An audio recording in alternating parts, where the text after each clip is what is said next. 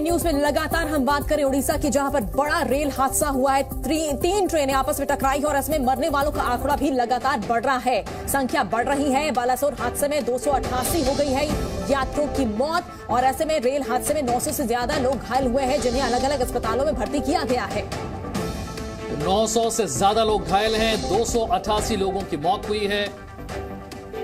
हादसे की जगह पर केंद्रीय रेल मंत्री अश्विनी वैष्णव और उड़ीसा के मुख्यमंत्री नवीन पटनायक दोनों मौजूद। अधिकारियों ने दोनों को इस हादसे के बारे में जानकारी दी है। और ये देखिए तस्वीरें, ये तस्वीरें देखकर आप समझ सकते हैं कि 3 ट्रेनों की टक्कर के बाद ये मंजर कितना भयावह है।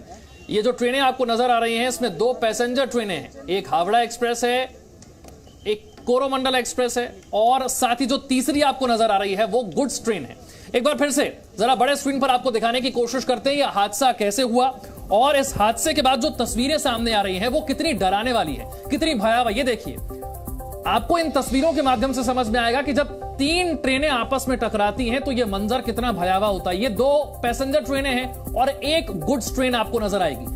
कोरोमंडल एक्सप्रेस के जो डिब्बे हैं ये मालगाड़ी के ऊपर चढ़ जाते हैं, इतनी तेज रफ्तार में यहां पर टक्कर होती है कि ये डिब्बे ऊपर चढ़ जाते हैं, और इसके बाद इन डिब्बों में फंसे हुए लोगों को बाहर निकालना एनडीआरएफ और एसडीआरएफ की टीम के लिए सबसे बड़ी चुनौती बन गया।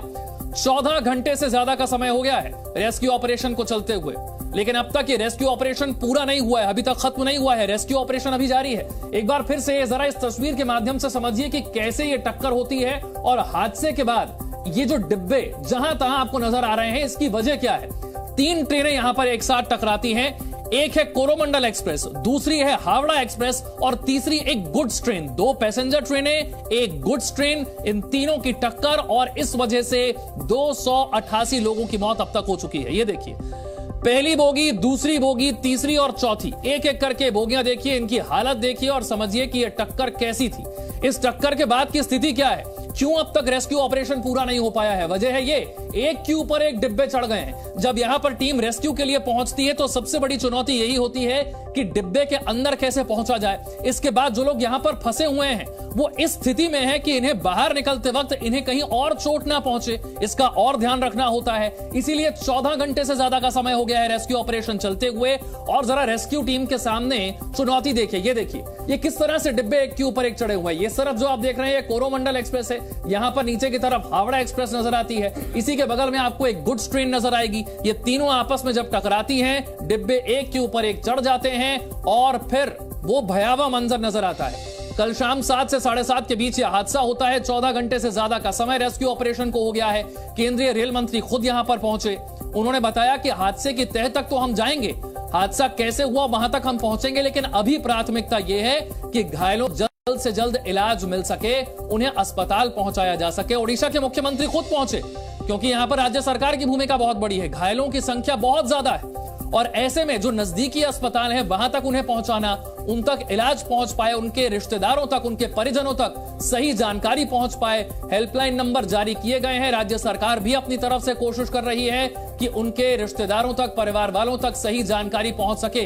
ये पहली ट्रेन, दूसरी ट्रेन और तीसरी ट्रेन, इस तस्वीर को देखकर समझिए कि ये 3 ट्रेनें जो आपको नजर आ रही है, पहली ट्रेन देखिए कोरोमंडल एक्सप्रेस, यहां पर आपको दूसरी ट्रेन नजर आ रही है जो कि हावड़ा एक्सप्रेस है, और तीसरी ट्रेन ये एक गुड्स ट्रेन है। कोरोमंडल एक्सप्रेस, हावड़ा एक्सप्रेस और एक गुड्स ट्रेन, तीनों की टक्कर होती है, और उसके बाद कोरोमंडल एक्सप्रेस के डिब्बे जो हैं वो बाकी 2 ट्रेनों पर आपको चढ़े हुए नजर आते हैं। किस तरीके से यह हादसा हुआ, रेल मंत्री की तरफ से भी कुछ नहीं बताया गया है। उनसे भी पूछने की कोशिश की मीडिया ने कि हादसा हुआ कैसे, वजह क्या रही। रेल मंत्री ने कहा जांच होगी, जब तक जांच नहीं हो जाती तब तक नहीं कहा जा सकता कि हादसा कैसे हुआ। बुलाया गया है, वो भी इंक्वायरी करेंगे और इस प्रॉब्लम के, इस एक्सीडेंट के रूट कॉज में जाएंगे।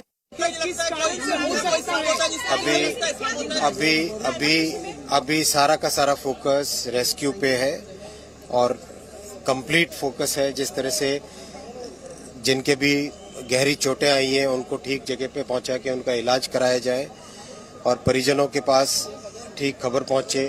सारा फोकस उस चीज पे है।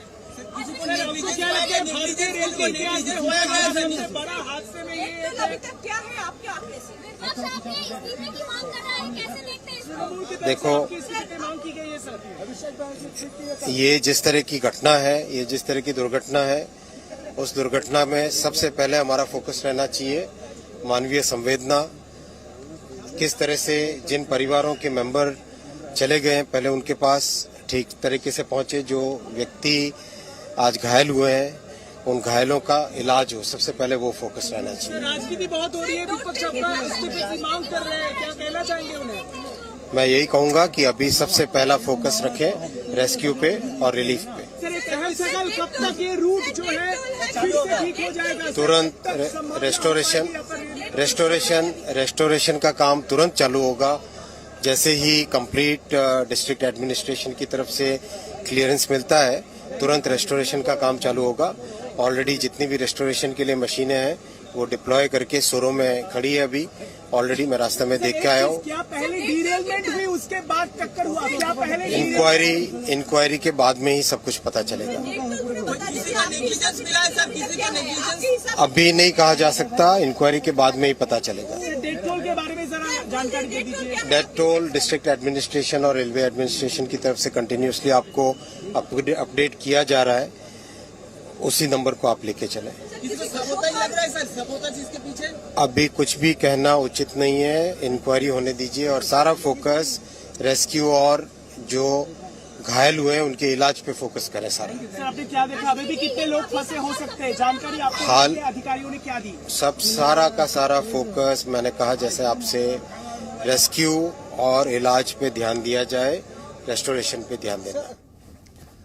केंद्रीय रेल मंत्री को आपने सुना, उन्होंने ये स्पष्ट तो नहीं बताया कि हादसा कैसे हुआ, क्योंकि सबसे अहम सवाल यहां पर ये जो तस्वीर आप देख रहे हैं कि ये 3 ट्रेन आपस में टकरा कैसे गई। आप अगर रेल हादसों के इतिहास को भी देखें, आप पाएंगे कि किसी एक ट्रेन का पटरी से उतर जाना या फिर 2 ट्रेनों की टक्कर हो जाना, इस तरह के हादसे आपने सुने हैं, देखे हैं, लेकिन 3 ट्रेनों का आपस में टकरा जाना यह बहुत रेयर घटना है। इस तरह के हादसे आपने बहुत कम देखे या सुने होंगे, या हो सकता है आपने इससे पहले इस तरह के हादसे ना देखे हों, और इसीलिए रेल मंत्री से सवाल पूछा गया कि ये 3 ट्रेनें आपस में कैसे टकरा गई। अभी उनकी तरफ से कोई स्पष्ट जवाब नहीं दिया गया। उन्होंने कहा, हम हादसे की तह तक जाने की कोशिश करेंगे, हम ये समझने की कोशिश करेंगे कि वजह क्या रही, लेकिन फिलहाल हमारी जो प्राथमिकता है वो ये है कि हम घायलों तक इलाज जल्द से जल्द पहुंचा सकें, जो लोग यहां पर फंसे हुए हैं उन्हें अस्पताल पहुंचा सकें,